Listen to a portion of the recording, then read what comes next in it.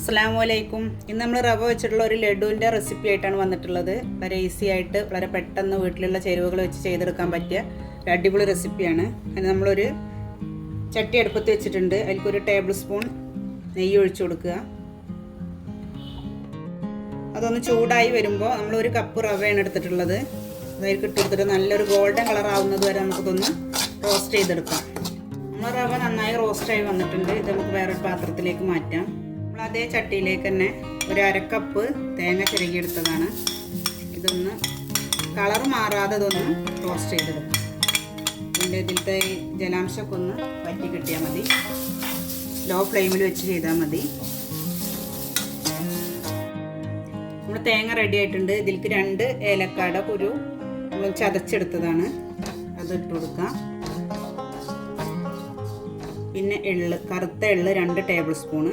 White എള്ളായാലും കുഴപ്പമില്ല, എൻ്റെ കയ്യിൽ വൈറ്റ് ഇല്ല, അതുകൊണ്ടാണ് നമ്മൾ കറുത്ത എള്ള് ചേർക്കുക. എള്ളൊന്ന് ചെറുതായിട്ട് റോസ്റ്റ് ആവണ വരെ നമുക്കൊന്ന് കൈവിടാതെ വെക്കി കൊടുക്കാം.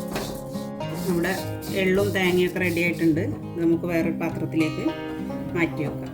ഫ്ലെയിം ഓഫ് ചെയ്യാം. ഒരു അരക്കപ്പ് ശർക്കര നമ്മൾ ഒരു പാനിലൊന്ന് ഉരുക്കാൻ വേണ്ടി വെച്ചിട്ടുണ്ട്. ഇതിലേക്ക് ഒരു അരക്കപ്പ് വെള്ളം ഒഴിച്ചു കൊടുത്തിട്ട് നമുക്കിതൊന്ന് ഉരുക്കിയെടുക്കാം. ശർക്കര നന്നായി ഉരുകിയിട്ട് വന്നിട്ടുണ്ട്. ഇനി നമുക്കിത് ഒരു പാനിലേക്ക് ഒന്ന് അരിച്ചൊഴിച്ചു കൊടുക്കാം.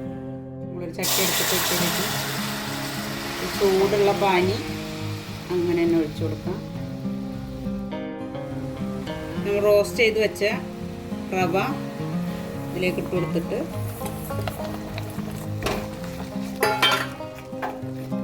നന്നായി മിക്സ് ചെയ്യാം. തേങ്ങയും എള്ളും കൂടി ചേർത്ത് കൊടുക്കാം. കട്ട പിടിക്കാതെ നന്നായി ഇളക്കി കൊടുക്കുക.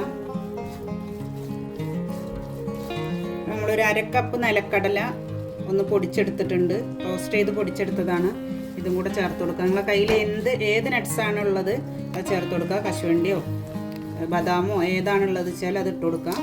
നമ്മളിപ്പോൾ ഇവിടെ നിലക്കടലയാണ് ഇട്ടുള്ളത്. ഒരു മീഡിയം ഫ്ലെയിമിൽ വെച്ചിട്ട് നമുക്ക് നന്നായിട്ട് ഇത് ശർക്കരയൊക്കെ ഒന്ന് വറ്റി വരുന്നത് വരെ നമുക്ക് ഇളക്കി കൊടുക്കാം.